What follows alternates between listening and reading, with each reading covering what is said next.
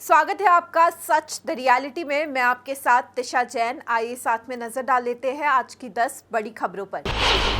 गुवाहाटी के नीलाचल पहाड़ी स्थित प्रसिद्ध कामाख्या मंदिर के कपाट अंबुबाची महायोग के बाद 26 जून सुबह 6 बजे श्रद्धालुओं के लिए फिर से खोल दिए गए। मां कामाख्या के विशेष मासिक धर्म पर्व निवृत्ति के समापन के बाद हजारों की संख्या में भक्त दर्शन के लिए पहुंचे। असम के राज्यपाल लक्ष्मण प्रसाद आचार्य अपनी पत्नी के साथ मंदिर पहुंचे और पूजा अर्चना की। उन्होंने विकसित भारत और प्रधानमंत्री नरेंद्र मोदी की शक्ति के लिए आशीर्वाद मांगा।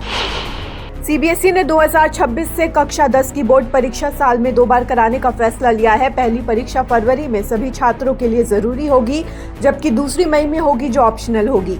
जो छात्र अपने कुछ सब्जेक्ट्स में नंबर सुधारना चाहे वो मई वाली परीक्षा में बैठ सकते हैं। फरवरी एग्जाम का रिजल्ट अप्रैल में और मई का जून में आएगा। ठंडी जगहों के छात्रों को परीक्षा का चरण चुनने की छूट मिलेगी। तेलंगाना हाई कोर्ट ने मुस्लिम महिलाओं को बड़ा हक देते हुए फैसला सुनाया है कि वो बिना पति की मंजूरी के भी खुला के जरिए तलाक ले सकती है।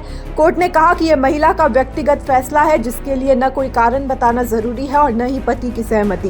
कोर्ट ने यह भी साफ किया कि खुला को मान्य कराने के लिए किसी मुफ्ती या दारुल कज़ा की मंजूरी जरूरी नहीं है। जैसे मुस्लिम पुरुष को एक तरफा तलाक का अधिकार है, वैसे ही मुस्लिम महिला को भी खुला के जरिए बराबरी का हक है।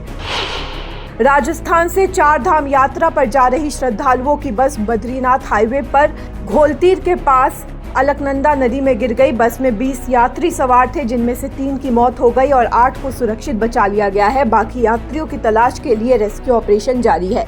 ड्राइवर के मुताबिक एक ट्रक की टक्कर से बस अनियंत्रित होकर नदी में जा गिरी। टेम्पो में सवार यात्री गुजरात, महाराष्ट्र, राजस्थान और मध्य प्रदेश से थे। घायलों को अस्पताल में भर्ती कराया गया है। 12 जून को अहमदाबाद में हुए विमान हादसे की जांच अब तेजी से आगे बढ़ रही है। ब्लैक बॉक्स की मेमोरी को सफलतापूर्वक एक्सेस कर लिया गया है और उसका विश्लेषण विमान दुर्घटना जांच ब्यूरो की लैब में किया जा रहा है। सीवीआर और एफडीआर से मिले आंकड़ों की जांच जारी है। नागरिक उड्डयन मंत्रालय ने गुरुवार को इसकी जानकारी दी है। जल्द ही हादसे के असली कारणों का खुलासा हो सकता है।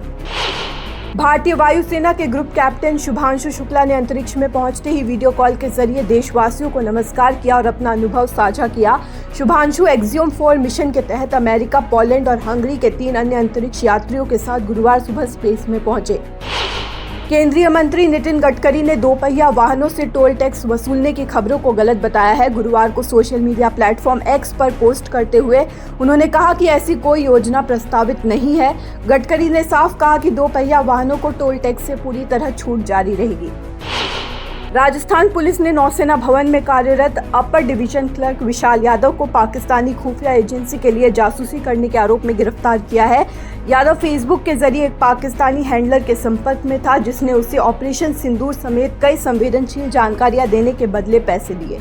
जांच में सामने आया है कि उसे 2 लाख रुपए से ज्यादा की रकम मिली है, जिसमें क्रिप्टो करेंसी भी शामिल है। अमिताभ बच्चन की साइबर सुरक्षा वाली कॉलर ट्यून अब हर कॉल से पहले नहीं बजेगी। लोगों की शिकायतों के बाद सरकार ने इसे दिन में सिर्फ 2 बार चलाने का फैसला किया है। ये कॉलर ट्यून 40 सेकंड लंबी थी, जिससे कई लोग परेशान थे। संचार मंत्रालय ने कहा कि इमरजेंसी कॉल्स में देरी हो रही थी, इसलिए ये कदम उठाया गया है।